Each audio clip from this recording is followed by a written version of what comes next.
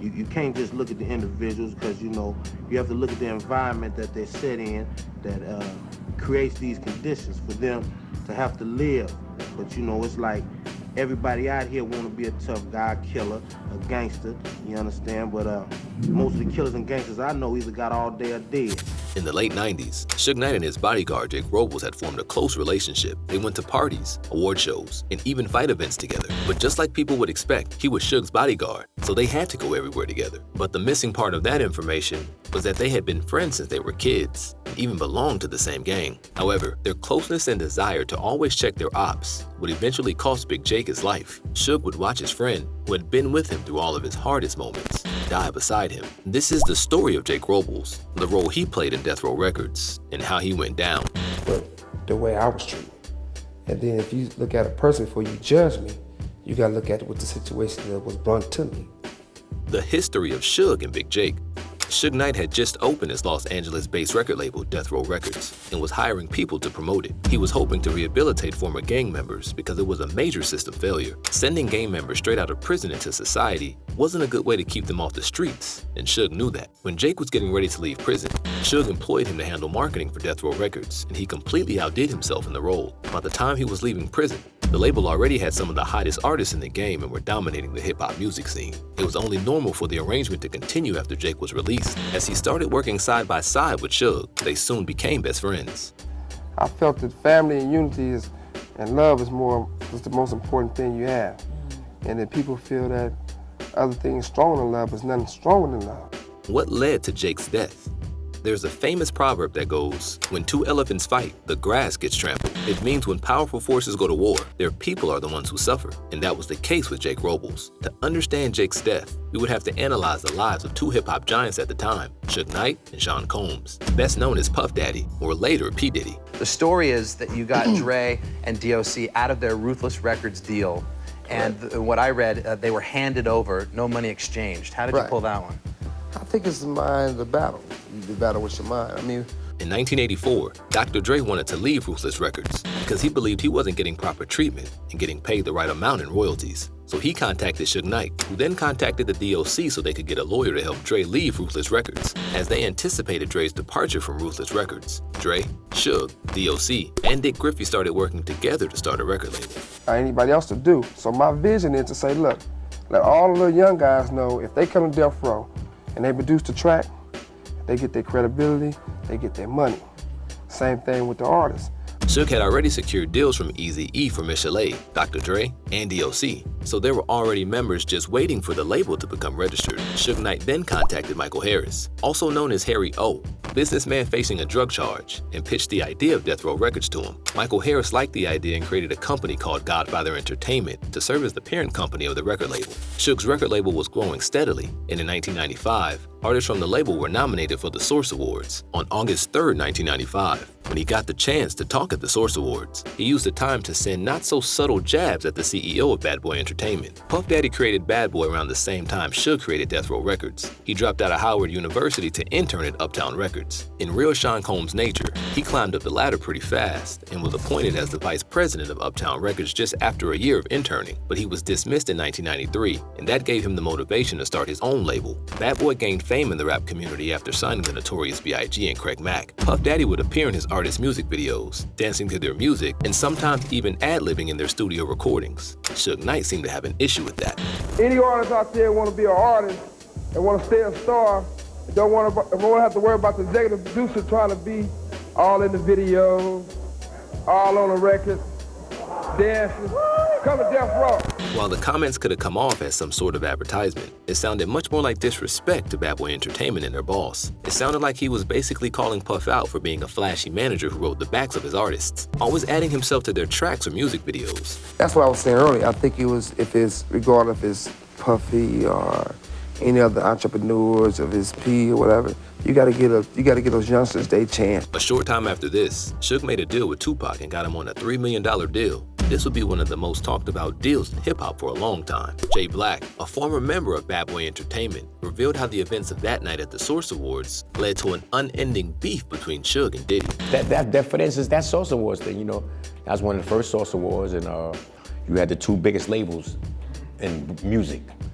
coming together under this one stage. So the energy in there was incredible. J Black believed that the reason Suge threw those jabs at Puff was because Death Row Records didn't have the same energy as their own label. The CEOs want to dance in the video, like it sounded like you was mad that you're not in the videos dancing, or you're not producing the videos, and you know what I mean?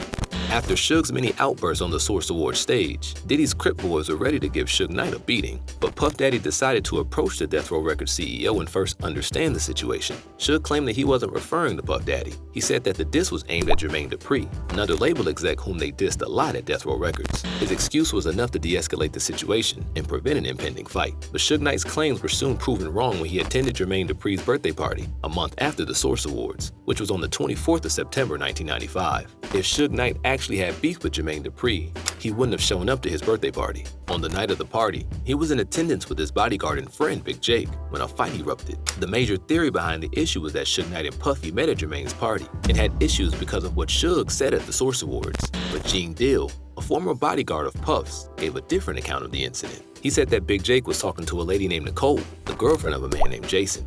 Jake was talking to Jason's girl.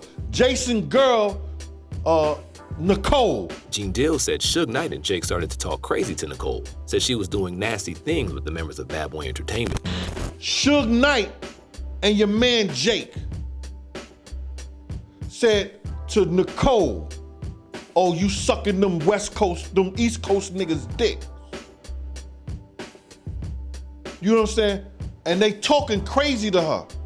This conversation with Nicole annoyed Jason and one of his friends, Buju Banton. They sent a subtle warning to Big Jake. Banton said he doesn't know Jake because he doesn't watch television. At this point, Jake should have gotten the message and walked away, but he didn't. At the party, a fight broke out between Puff and Suge for reasons unknown, which led to Suge slapping Diddy. This led to members of both their gangs going off at each other, and a police officer who was standing as security at the event jumped in to separate the fight. He managed to pull them apart and escorted Diddy and his people outside and ensured they were gone before coming back to get Suge and Big Jake, who he also escorted to the car. According to the officer's statement, someone from Diddy's entourage pointed a gun at Suge and Jake's limo, but he ran after the man who passed the gun to someone else. When the officer got back, he heard a gunshot and Jake had been hit. He said the shooter jumped into Diddy's car and they drove off. Based on the officer's statement, Jake's killer was Wolf, Puff Daddy's personal bodyguard. There wasn't enough evidence to convict him, and he never stood trial, but he was murdered in 2005 by Big Meech.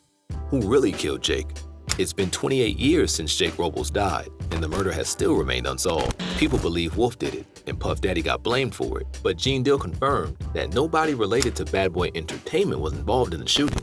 Now, I've heard Wolf talk about it, and Wolf told me personally that he didn't do it.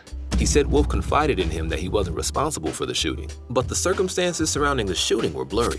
Gene claimed that the person responsible for the killing was the dude named Jason, the guy who Jake got into it with over the girl at the party. Now, did Wolf and them know him? Yeah, they probably knew him. He was from the Bronx, his part of town. His father owned the cleaners. They knew this guy. Suge believed that Puff Daddy was responsible for Jake's death, and he held a serious grudge against him up till the time when Suge was arrested. Although it's been 28 years since Jake's death, no one has been arrested in relation to his murder, and the case remains unsolved. After Jake's death, P. Diddy approached Suge and Tupac outside a club and asked if they had any problems, to which Suge replied that they didn't. Gene Dill believes that P. Diddy wouldn't have approached Suge if he had the knowledge that Wolf killed his boy. Me and Wolf was talking. Wolf was like, man, I'm sorry I even stopped talking to Suge behind Puff. I should have kept my relationship I had with him.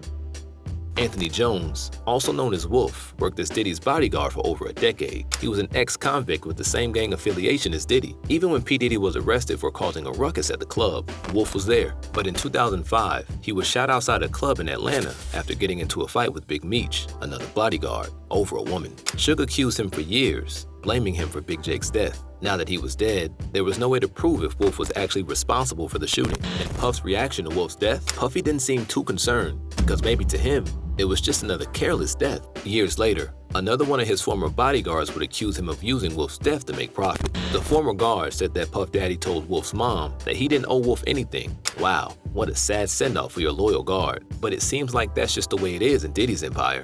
Now, in my life at this point, I'm making a transition to do positive things and to, you know, try to alleviate. No new evidence points in the direction of Big Jake's real shooters, and many members of Bad Boy Entertainment defended Wolf, claiming he wasn't responsible for the shooting. If this guy named Jason, whom Gene Dill accused, is responsible, he also died years ago. In the end, it seems that Big Jake was unfortunately taken from us too early, as many others have fallen victim to this curse in hip-hop. As we continue to honor these fallen soldiers, we need to realize that the hip-hop community should be a place for these young men to thrive and escape the harsh reality of the street, not continue down a violent path that ultimately can lead to tragedy. If you enjoyed this video, let us know in the comments, and make sure to subscribe for more of the best in hip-hop. Till next time, stay blessed, y'all.